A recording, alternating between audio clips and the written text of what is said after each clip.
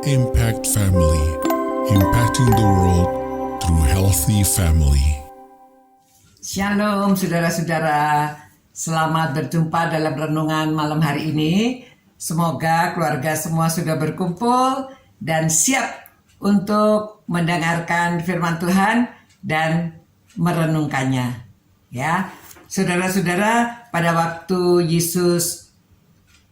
orang banyak berkumpul dan Tuhan Yesus naiklah ke bukit, setelah duduk datanglah murid-muridnya kepadanya. Maka Yesus pun mulai berbicara dan mengajar mereka, katanya, "Berbahagialah orang yang miskin di hadapan Allah, karena merekalah yang empunya kerajaan surga." Saudara, ini merupakan khotbah di bukit yang terkenal, dan yang pertama dia menyampaikan pengajarannya, berbahagialah orang yang miskin. Ya, jadi mengapa mula-mula dia katakan demikian? Sebetulnya berbahagialah di sini blessed ya, atau diberkatilah orang yang miskin, dan miskinnya ini bukan miskin secara materi, tetapi miskin secara rohani. Ya, poor in spirit. Kalau saudara baca bahasa Inggrisnya, dan jadi blessed are they who are poor in spirit. Jadi orang yang merasa, kalau orang merasa dirinya kaya, sepertinya nggak butuh apa-apa ya, semuanya sudah tercukupi. Tapi kalau miskin, kalau merasa dirinya miskin itu kekurangan. Jadi miskin dalam hal rohani, kekurangan secara rohani. Itu sebabnya dia bisa merendahkan diri datang kepada Allah.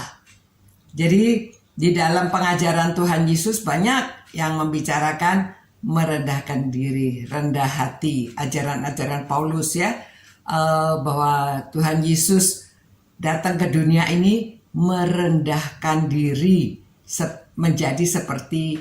menjadi manusia ya, dan tinggal di antara kita. Jadi dia juga dalam kehidupannya dia bukan hidup secara mewah.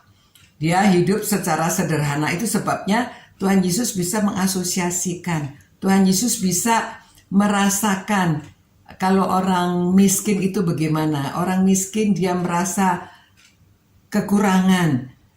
Orang miskin dia merasa, jadi ada kebutuhan. Kalau secara rohani kita ada kebutuhan, jadi kita datang kepada Allah. Datang dengan hati yang betul-betul membutuhkan Tuhan dan mau menghadap kepada Tuhan. Itu sebabnya dialah yang empunya kerajaan surga.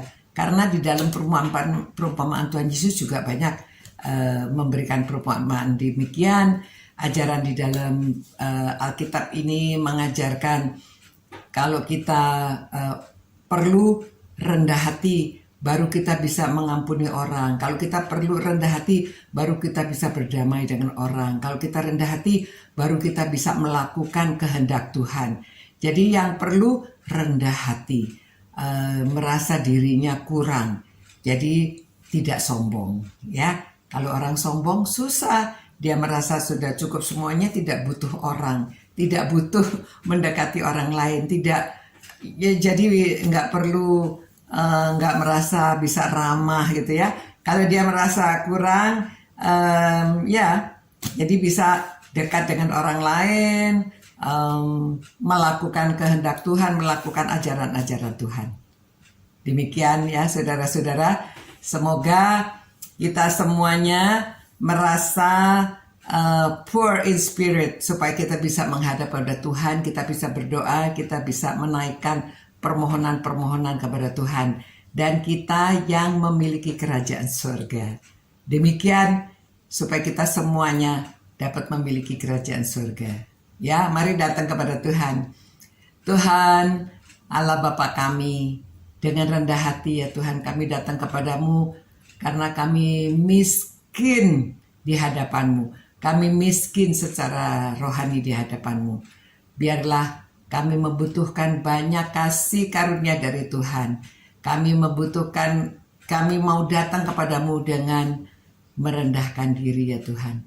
Biarlah setiap orang, ayah, ibu maupun opa, oma, anak-anak, semuanya mau dengan rendah hati datang menghadap kepada Tuhan.